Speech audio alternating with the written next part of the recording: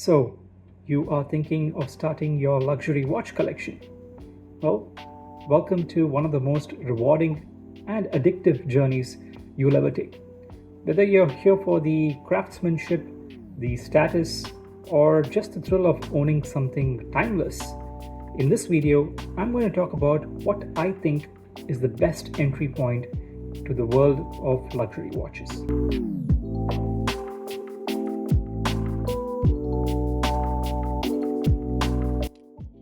A great watch is more than just a way to tell time.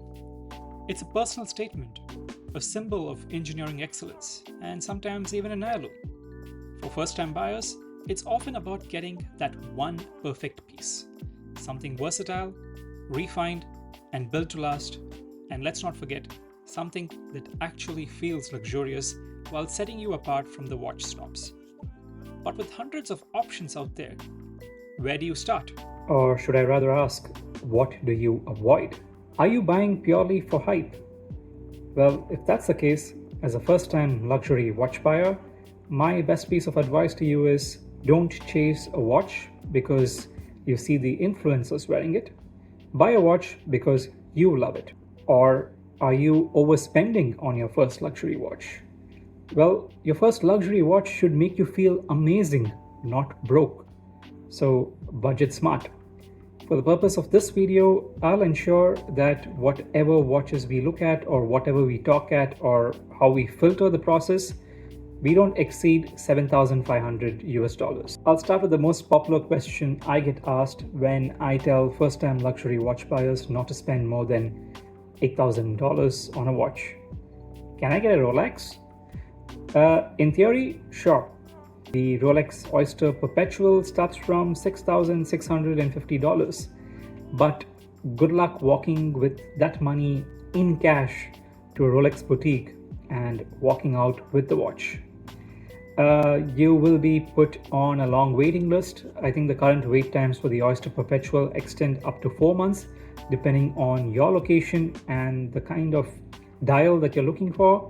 As a first-time luxury watch buyer, I would also think it's a great idea to stay away from the gray market where you can pick up a Rolex Oyster Perpetual instantly, but for a way higher price than the retail price, which is not worth it, and maybe of questionable authenticity, or you don't know how the previous owners have used it or how many owners it has had in the first place. So again, stay away from the gray market.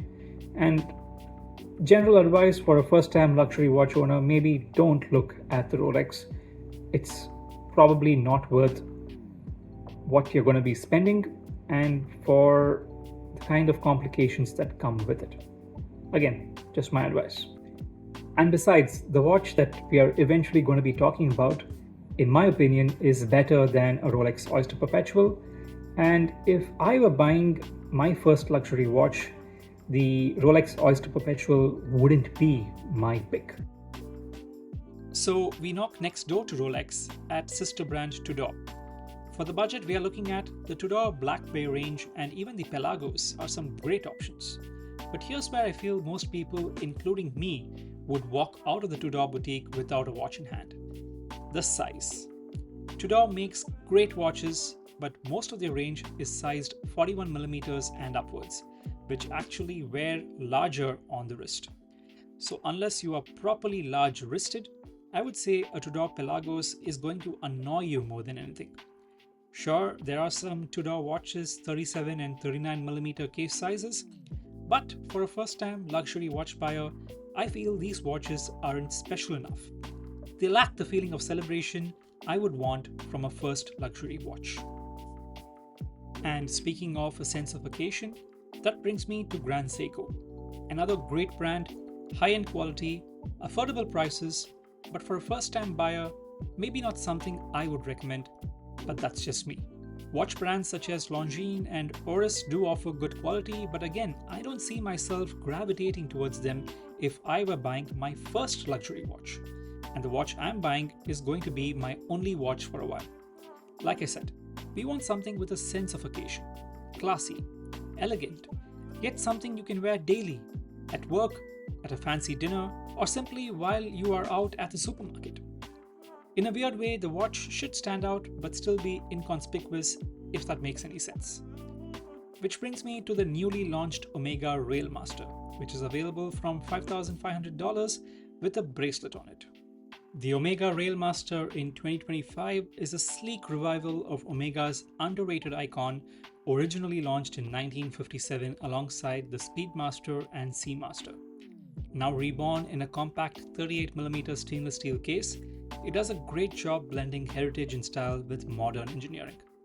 Available in two dial versions, a grey dial or a vintage style beige dial with a small second sub-dial, the Railmaster has broad appeal, though I would personally like to see Omega experiment with new dial colors and finishes the way they are doing with their divers. The Railmaster is powered by the caliber 8806, a well-known and used Omega movement, though the version with the beige dial gets the caliber 8804. Both feature 150 meters of water resistance, and the grey model paired with the bracelet for the asking price makes for a compelling proposition. But, and there is a very big but, I think Omega have smartly priced the Railmaster to get many a first-time luxury watch buyer into an Omega showroom. Because the Railmaster wouldn't be my pick for a person to start their luxury watch collection. While it does offer a compelling price point with a no-nonsense movement and a pretty nice looking dial, I think there's something even better in that Omega showroom, and it's been there for quite a long time now. I'm talking about the Omega Seamaster Aqua Terra. The new Aqua Terra range has been in existence for a few years now, and Omega regularly conducts product interventions to keep this line fresh. Just a few weeks ago, Omega launched a smaller 30mm case size on the Aqua Terra line, which only goes to show how much the brand wants to broaden the appeal of this watch to the first-time luxury watch buyer, and they're doing a great job with that. By the way, no, this is not an Omega-sponsored video in any way. These are purely my observations, thoughts, and advice as a watch enthusiast. Compared to the Railmaster, the Omega Seamaster Aqua Terra I'm holding is more expensive, but for a go-anywhere, do-anything kind of watch, I believe the premium is justified. This particular reference of the Aqua Terra was launched last year and gets a black lacquered finish for the dial, and boy does it stand out, the way a classy watch should. What further broadens the appeal of this watch is its availability in 34, 38, and 41mm case sizes, so there is an Aqua Terra for every wrist size, which is a champion move from the brand. Inside, you get the reliable 8800 or 8900 movement based on the case size, but irrespective, it's 150 meters of water resistance with about 55 to 60 hours of power reserve. All variants get a date functionality at the 6 o'clock position, and I don't think legibility is ever going to be an issue with this watch. Priced at about $6,500 for this black lacquered dial with the bracelet, the Aqua Terra is $1,000 more than the Railmaster, but as I mentioned, I think if you wanted your first luxury watch, it is worth the premium. This watch ticks all the boxes that I mentioned before, so I genuinely cannot recommend this enough if you're just starting your luxury watch collection. Yeah, between the Rolex Oyster Perpetual and the Omega Aqua Terra, if I were buying my first luxury watch and I wanted a do-it-all watch, my money would probably be on the Omega. Fun fact, this video was actually inspired by a true event where I was giving advice to one of my best buddies on her first luxury watch, and we narrowed down the process, we narrowed down the watches, and in the end we figured that the Aqua Terra was actually her first bet. She had everything finalized, the store picked out, the watch picked out, and even a nice discount locked in. But in the end, she went and opted for the Rolex Oyster Perpetual, and I believe her waiting time is nearly complete. Her money, her rules, but there you have it. But yeah, the point being, starting your luxury watch collection isn't about the status or the flex. I think it's more about appreciating the art of timekeeping. So definitely pick out your first watch as something that you personally connect with. And for me, I think that watch is the Aqua Terra in 38mm with a black lacquered dial. And of course, do remember that every great watch collection starts with just one piece. But I am curious to know what you think about my suggestion. Would you call the Aqua Terra your first luxury watch? Would you rather wait in line for a Rolex? Or would you pick out any other watch which we haven't spoken about in this video?